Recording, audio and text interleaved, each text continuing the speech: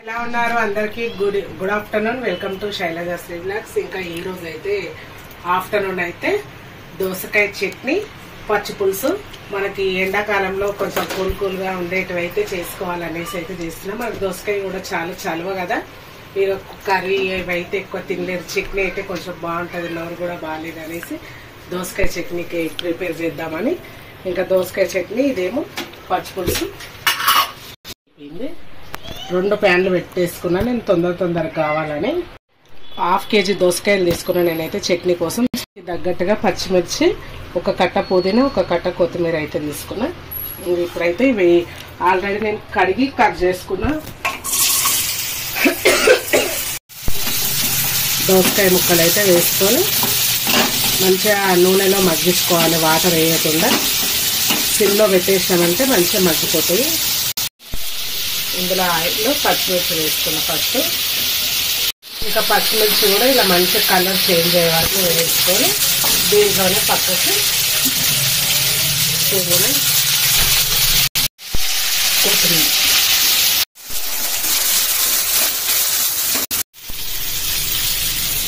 ఇంకా పులుపుకి తగ్గట్టుగా ఒక చిన్న నిమ్మకాయ సైజ్ అంతా చింతపండు ఈ వేడిలో దీంట్లోనే కలిపేసేసి మిక్సీ వేసేసుకోవాలి. దోసకాయలు మగ్గుతుంటే ఒక 1 స్పూన్ అయితే జీలకర్ర వేసుకున్నాము, పసుపు. ఇంకా ఇలా సిమ్లో పెట్టి మంచిగా ఆయిల్లో అయితే ఉడికించుకోవాలి. ఇంకా మంచిగా దోసకాయ ముక్క అయితే ఇలా బాగా మగ్గింది కదా, మగ్గినాక ఇంకా స్టవ్ ఆఫ్ చేసేసుకున్నాం. ఇప్పుడు దీన్ని మంచిగా చల్లారనిద్దాం. చల్లారే వరకు 1 టేబుల్ స్పూన్ అయితే నువ్వులు అయితే వేయించుకున్న చట్నీకి వేయించుకున్న నువ్వులు ఫస్ట్ మిక్సీ పట్టేసుకున్నాం. ఇంకా కొత్తిమీర, పుదీనా, చింతపండు, పచ్చిమిర్చి ఇప్పుడు ఇందులో వేసేసుకున్నాము. అయితే కొన్ని పచ్చిమిర్చిలు నేను ఎక్కువ వేసుకున్నా. ఎందుకు అంటే పచ్చి పులుసులోకి అవి ఇలా వేయించి పెట్టుకోవడం వల్ల పచ్చి పులుసు అనేది బాగా టేస్ట్ అవుతుంది. కొన్ని తీసేసుకొని మిగతాయి మొత్తం చట్నీలో వేసేస్తాం. సాల్ట్ వేసేసుకొని ఫస్ట్ పచ్చిమిర్చి పేస్ట్ మంచి పేస్ట్ వేసుకోవాలి, సన్నగా మెత్తగా.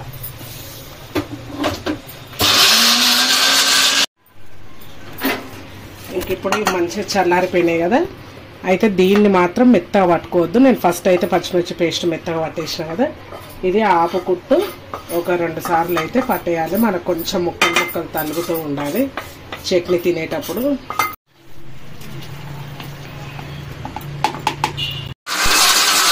ఇలా ఆపుతూ వేయాలి. ఇంకా మొత్తం మెత్తగా కాకుండా కొంచెం ముక్కలు ఉండేటట్టు అయితే మిక్సీ పట్టేసుకున్నా, అక్కడక్కడ మనకు తింటుంటే తగిలేటట్టు. ఇంకా చూడండి సింపుల్గా ఎంత తొందరగా అయితే రెడీ అయిపోయిందో. ఇప్పుడు ఈ పచ్చిమిర్చి ఉంది కదా, ఇంకా రోట్లో దంచడం ఎందుకని నేను మిక్సీ ఎలాగో తీసిందే ఉంది కదా, దీంట్లో కొంచెం సాల్ట్ వేసేసి ఒక రౌండ్ అనేసేసుకుంటాం. పచ్చి పులుసుకి ఇది పచ్చిమిర్చి ఎక్కువ పేస్ట్ చేసుకోవద్దు, ఇలా దొడ్డు ఉండాలి, పచ్చగా దంచేసుకోవాలి. ఇప్పుడు ఇది ఇలాగా పెట్టి ఈ చింతపండు అయితే నానబెట్టుకున్నా కదా, ఇది నేను ఏం చేస్తున్నా అంటే డైరెక్ట్ మిక్సీలోనే వేస్తున్నా. ఎందుకు అంటే ఇదంతా చేయితో రుద్దడం కన్నా మనం ఇలా వేసేస్తే అంతా కలిసిపోతుంది. మా వాళ్ళకి పచ్చి పులుసు అంటే అంత దూరం పోతారు, మా ఇంట్లో చారులు ఎక్కువ పోవు. ఏమైనా పప్పుచారు, టమాటా చారు అలాంటిది. ఈ పచ్చి పులుసులు ఎక్కువ తినారు. కాకపోతే మనము ఈ ఎండకైతే ఖచ్చితంగా తినాలి, మన బాడీలో అయితే చలవ చేస్తుంది. అందుకే ఇంకా నేను మా పిల్లలకి లేదు అనేసి చేస్తున్నా.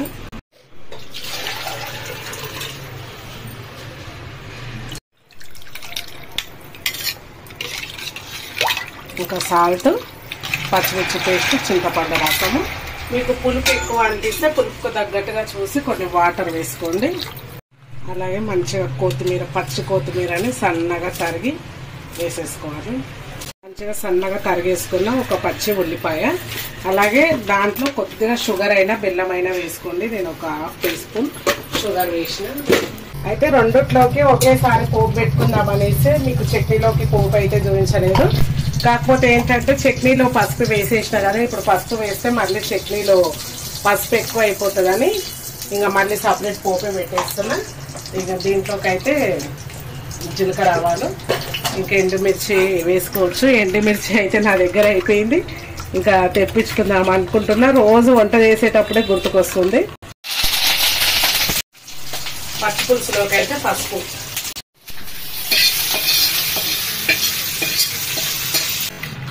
ఇంకా ఎండకైతే బాగుంటుంది చారు. ఇంకా ఇప్పుడు చట్నీలో పోపు కోసం అయితే ఆయిల్ పెట్టేసుకున్నా. పసుపు కోసం అని డబల్ పోపు పెట్టుకోవాల్సి వస్తుంది.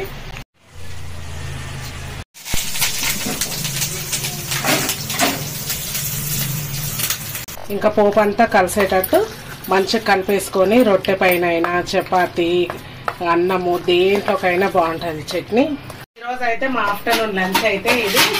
ఇంకా పిల్లలు హాఫ్ డే స్కూల్కి వెళ్తున్నారు కదా, ఇంకా అందుకే ఈవినింగ్ ఆఫ్టర్నూన్ టైంలోనే చేస్తున్నా. ఎక్కువ అయితే పొద్దున మా సార్కి ఏదో ఒకటి కట్టించేసి ఇలా చేస్తున్నా. పిల్లలు ఇంట్లో ఉంటే అయితే నా సింకు ఖాళీ ఉండదు.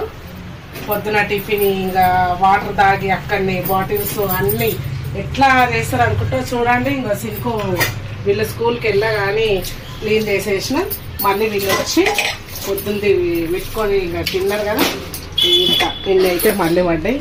ఫీవర్గా ఉంది, అందుకని నేనైతే రొట్టె అయితే చేస్తున్నా, జొన్న రొట్టె. ఇంకా ఇది మీకేం చూపించాలే, ఇంతకుముందు ఆల్రెడీ చూపించిన కదా, మీకు కూడా ఊరికే చూపిస్తే మళ్ళీ బోర్ కొట్టేస్తుంది. నేనైతే 2 రొట్టెలు అయితే చేస్తున్నా. ఇప్పుడు ఇంకా పెద్దవిగా అయితే తినబుద్ధి కావట్లేదు, అందుకే చిన్న చిన్న రొట్టెలు అయితే చేస్తున్నా.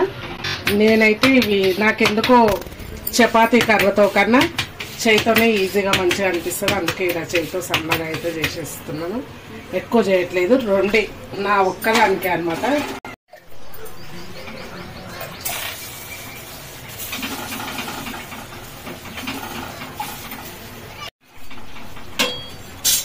ఈ రొట్టెలు ఎప్పుడు పొంగుతాయో తెలియదు, ఎప్పుడు పొంగయో తెలియదు. రోజు చేసేదాన్ని నాకే తెలియదు అసలు. అవి ఎందుకో ఒక్కొక్కసారి ఏమో మంచిగా పొంగుతాయి, ఒక్కొక్కసారి మనం ఎంత నీట్గా చేసినా ఎంత మంచిగా చేసినా కానీ పొంగాయి.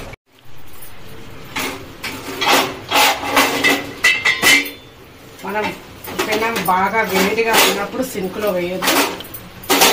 చూడండి నేనైతే ఇంకా పెద్దగా ఎక్కువ పడనీయకుండా కొంచెం ఒక 2 నిమిషాలు లేట్ అయినా సరే అని నిదానంగా చేసేసుకున్నాం అనుకో, స్టవ్ కడిగే పని లేనప్పుడు ఇంకా కడిగే అవసరం ఉండదు. ఇక్కడనే కొంచెం వాటర్తో క్లీన్ చేసేసుకుంటే అయిపోతుంది.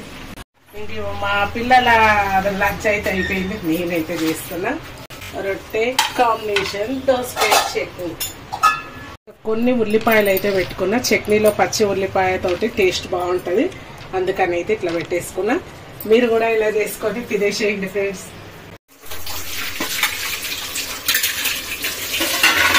ఇంకా ఫ్రెండ్స్ మీకైతే పిల్లలైతే మీ ఇంట్లో కూడా పిల్లలు ఇలాగే హాలిడే హాఫ్ డే ఉన్నప్పుడు ఇంతగానో ఇలాగే పడతాయి అయితే కామెంట్ చేయండి.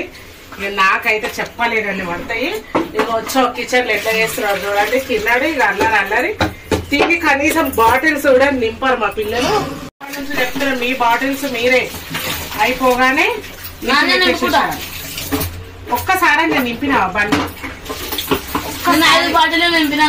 ఎవరు నువ్వు? నువ్వు ఇంకా ఇప్పుడైతే మాకు ఈ రోజు అయితే మంచినీళ్ళు వస్తాయి.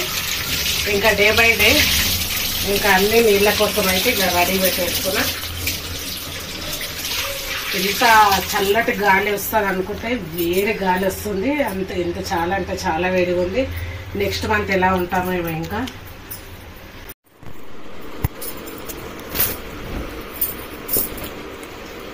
2 రోజులకు ఒకసారి మార్చడం అవుతుంది బెడ్షీట్ అయితే. మీ వల్లనే సన్నీ